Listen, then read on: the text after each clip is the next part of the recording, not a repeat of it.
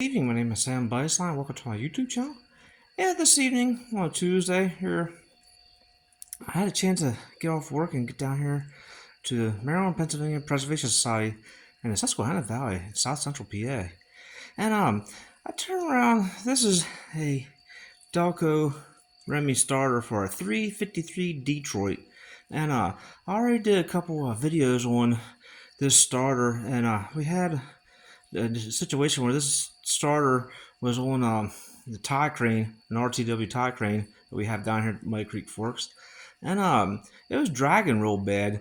So I turned around, took the starter to starter shop, and they went ahead and took apart the motor, which the motor is this section right here that is in the vise here, in the jaws of the vise, and they turned around, cleaned the armature, put new bearings in it and everything. But I asked them about the starter switch, and that's the starter switch right here.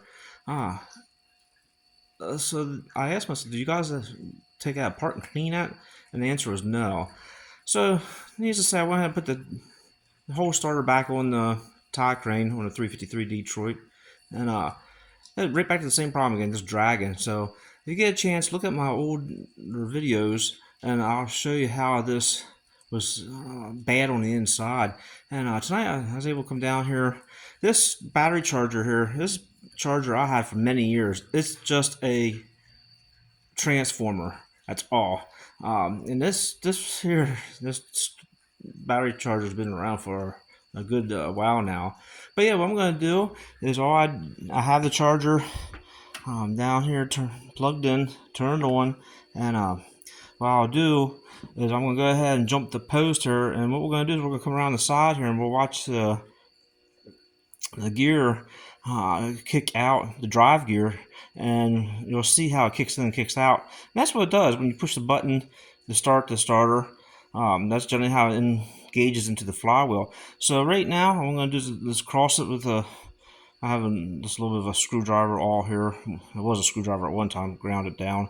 But I'll just go ahead and jump it, and you'll hear it kick in and run the motor, and that's exactly what it's supposed to do. You can hear it. And that's what it's supposed to do, and that sounds real good now. You can actually hear that kick in and kick out. So what I'm going to do is I'm going to come around this side of the table, and I'll jump it, and I'll see how this looks here on this side.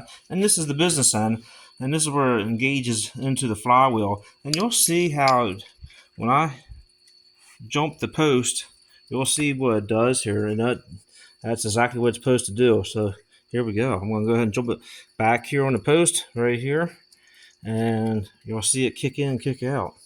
And that's how it's supposed to run like that. And that sounds real good. So I say this starter is ready to go back on the 353 Detroit. And all I'm doing is bridging that contact in there.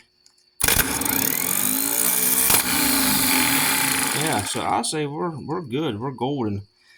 And one thing you always want to check is make sure these teeth in here aren't chewed off. Sometimes they'll get chewed off. And the other thing too is on the ring gear, which the ring gear, a lot of people don't know this, but most engines, I'm not saying all engines, but most engines, especially diesel engines, generally shut down at the same spot.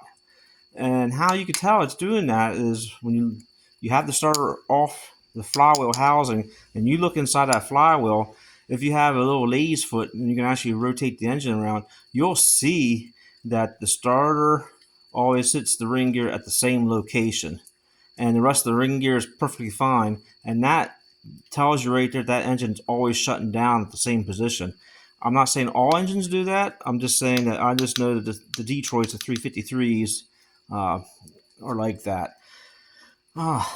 So yeah, we'll go ahead. What I'll do is I'm going to go ahead and put a ground strap. That's one thing I did take notice to on the 353, that the really should have a good ground strap from the engine over to the frame, and there's not a good one there. I'm going to go ahead and install one.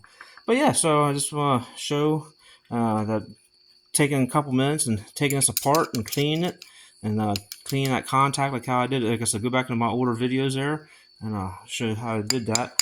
And yeah, I think we're good to go here. So like I said, we'll just go ahead and you can always just jump it right here, and you'll see it kick in. You'll hear it run. So yeah, there we have it. And it's just running off an old school battery charger transformer. And you can see I just got plugged in right there. That's all I got. All right, now go ahead and shut it off here. There we go.